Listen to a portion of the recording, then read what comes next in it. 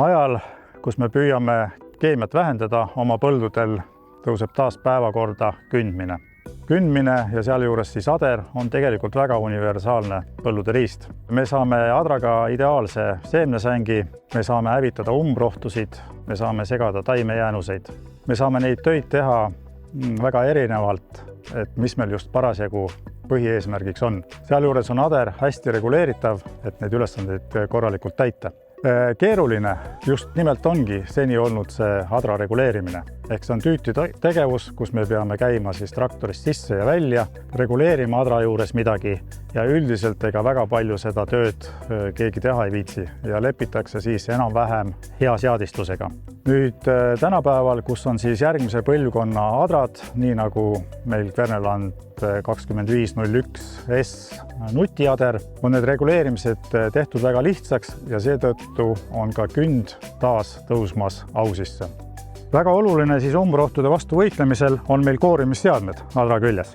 Selleks on adral eelsahad ja nende reguleerimine on tülikas, eriti kui meil on pöördader, siis on alati topelt ülemine ja alumine ja tihti me ei viitsi seda tööd siis ette võtta. Uuel põlvkonnal on see asi tehtud väga lihtsaks. Me keerame lahti 2 toppermutrit ja keerame mõlemat eelsahka üheaegselt.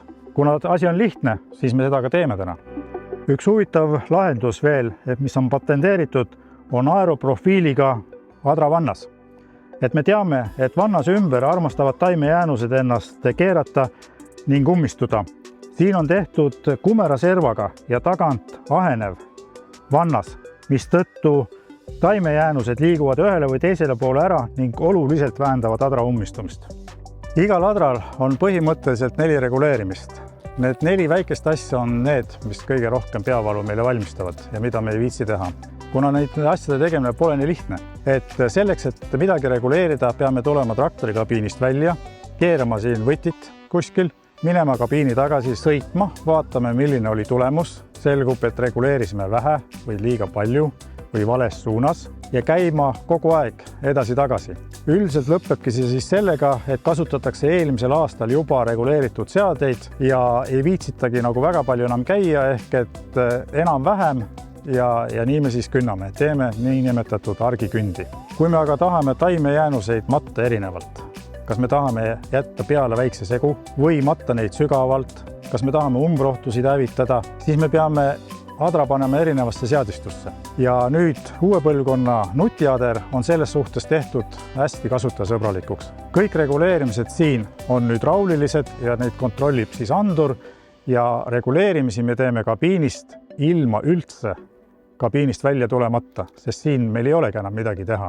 See on viinud aga selleni, et me saame adra reguleerida väga erinevateks ülesanneteks väga lihtsalt ja täiesti siis nagu igavusest kabiinist näppida nii palju nuppe, et meil see künd tõesti ilus välja näeb. Need 4 asja, mida reguleeritakse, on siis töö sügavus tugirattaga. Siin reguleerib seda silinder, millel on sees andur. Siis on meil töö laius, mida reguleeritakse selle silindriga. Töö laiust samamoodi näeme me kabiinist. On meil olemas esimese saha laius, mida reguleeritakse selle silindriga. Samamoodi on kabiinist näha. Ja on adra kalle, mida reguleeritakse siis siin ees oleva silindriga ja mille seis on samamoodi kabiinist näha.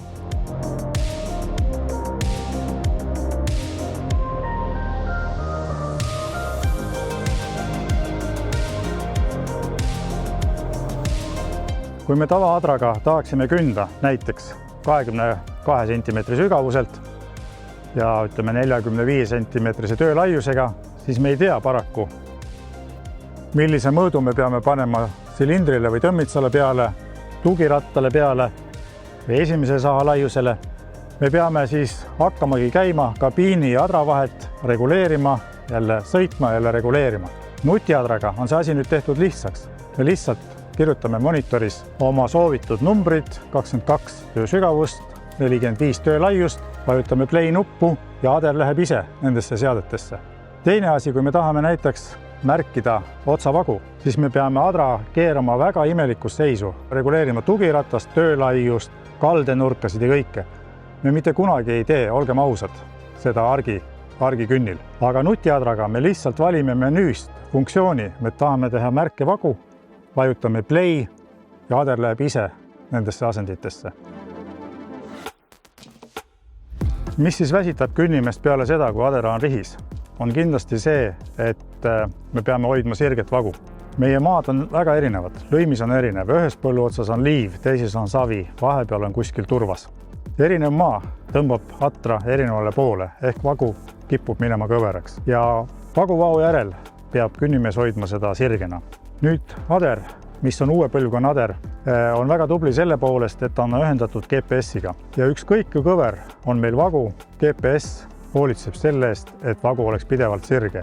Tulemuseks on see, et mees on väga lõõgastunud kabiinis, ei väsi, ükskõik mis on, ta teab, et vagu on sirge. Unikaalseks teeb Vernelandi Airplow veel tema transpordilahendus.